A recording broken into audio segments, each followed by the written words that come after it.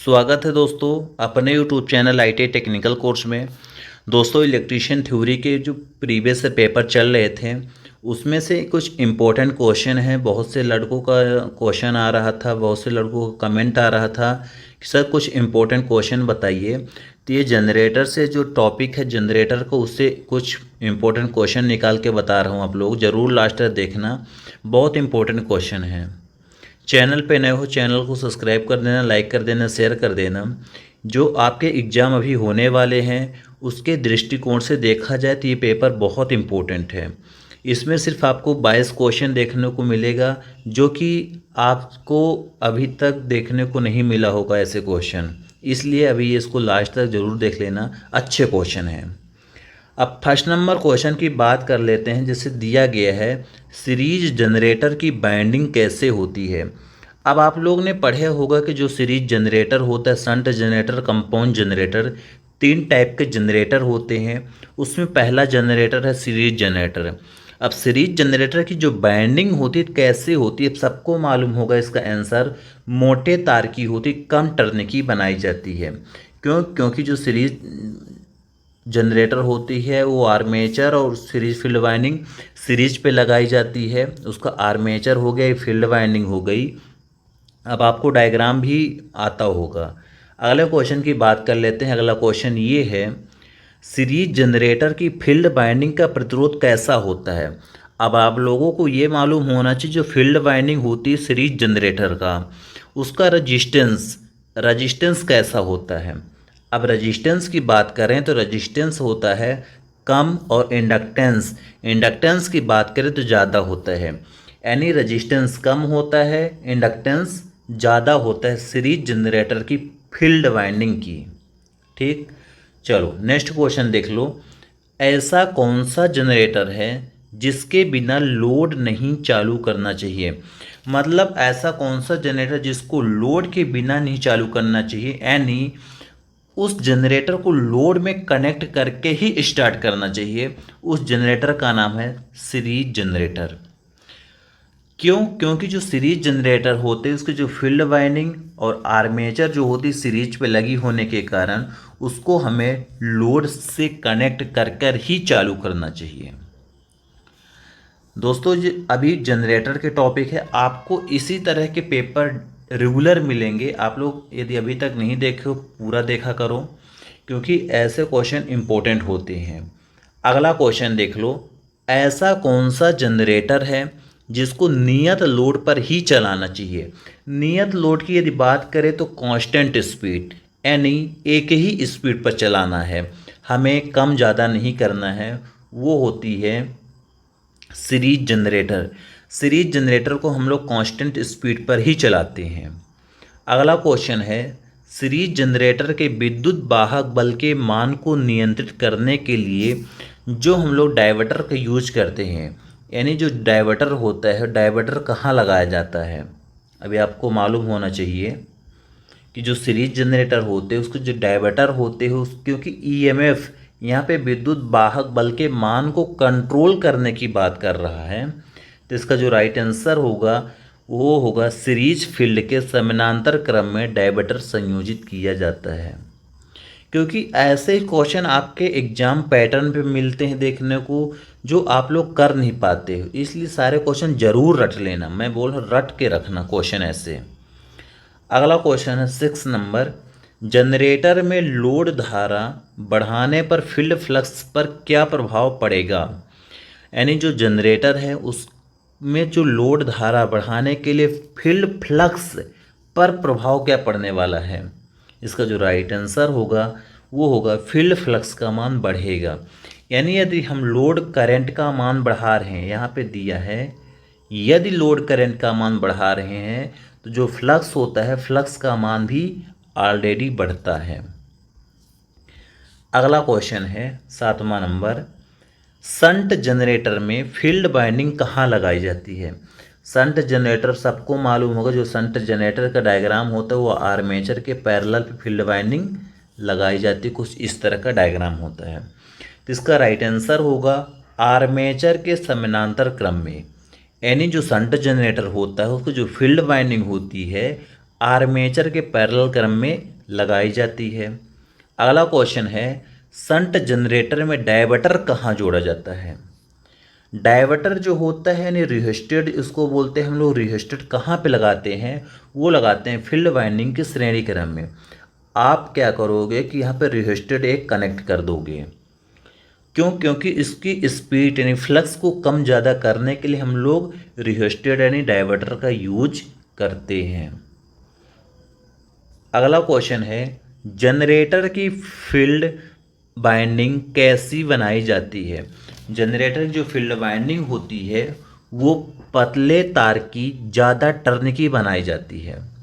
यानी क्या होता है, जो शंट जनरेटर उसके पतले तार की ज़्यादा टर्न की हम लोग फील्ड वाइंडिंग बनाते हैं शंट जनरेटर की।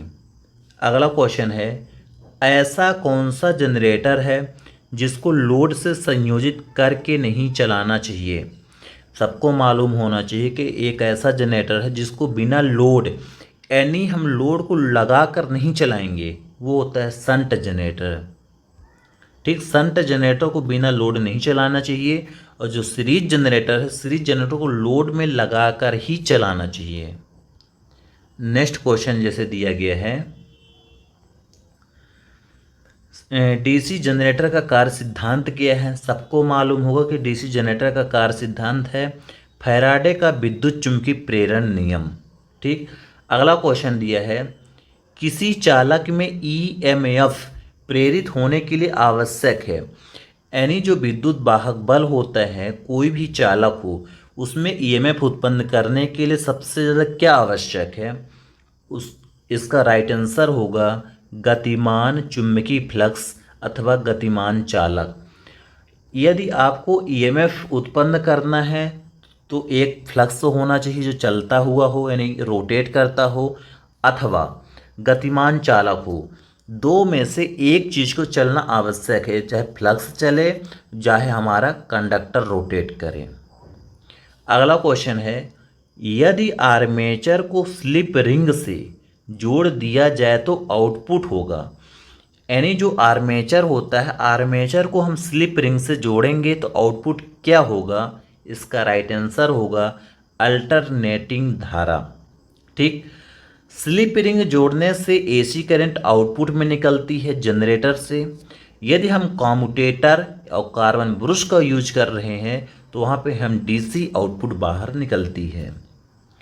अगला क्वेश्चन है, कम क्षमता वाली डीसी मशीन की बॉडी किसकी बनाई जाती है? यानी जो छोटी क्षमता की मशीन होती है, छोटी छोटी जो मशीन होती है, उसकी जो बॉडी होती है, बॉडी कास्ट आयरन की बनाई जाती है। अगला क्वेश्चन जैसे दिया गया है, कम्यूटेटर सेगमेंट के मध्य प्रयोग किए जाने वाला अचालक पदार्थ।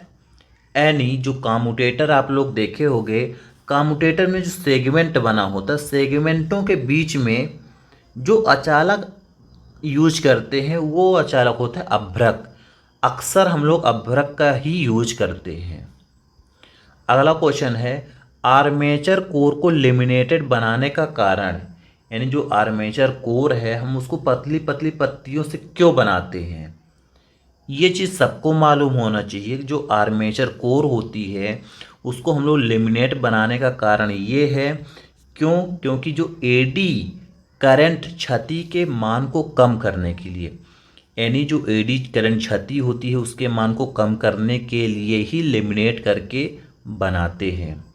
अगला क्वेश्चन है, चुंबकीय फ्लक्स के एक समान वितरण के लिए क्या होता है? जो चुंबकीय मैग्नेटिक फ्लक्स होता है, मैग्नेटिक फ्लक्स को एक समान फैलने के लिए हम लोग पोल शूज स्थापित करते हैं, यानी पोल शू का उपयोग करते हैं।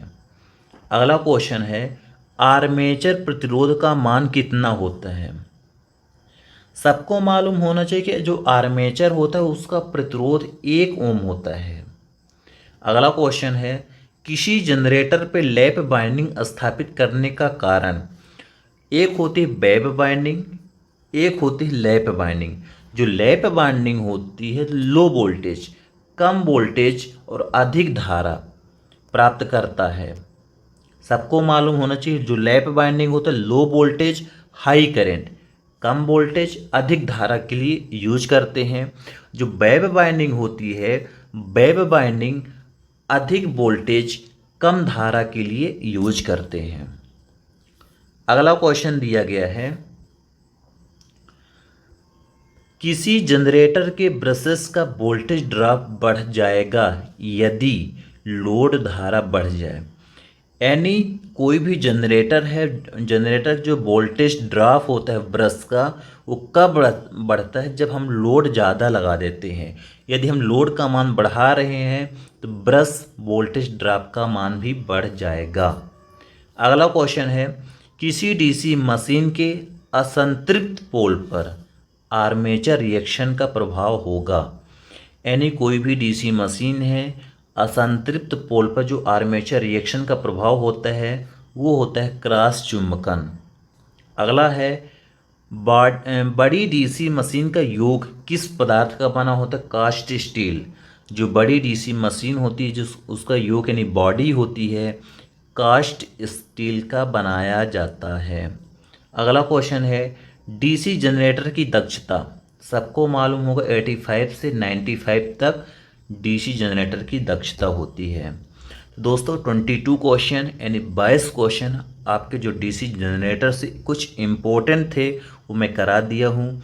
मिलते हैं नेक्स्ट वीडियो में। जब तक इसको आप लोग रट के रखो, बिल्कुल कंप्लीट चाट जाओ, रट जाओ, क्योंकि ऐसे ही क्वेश्चन आपको एग्जाम पे देखने को मिलेंगे।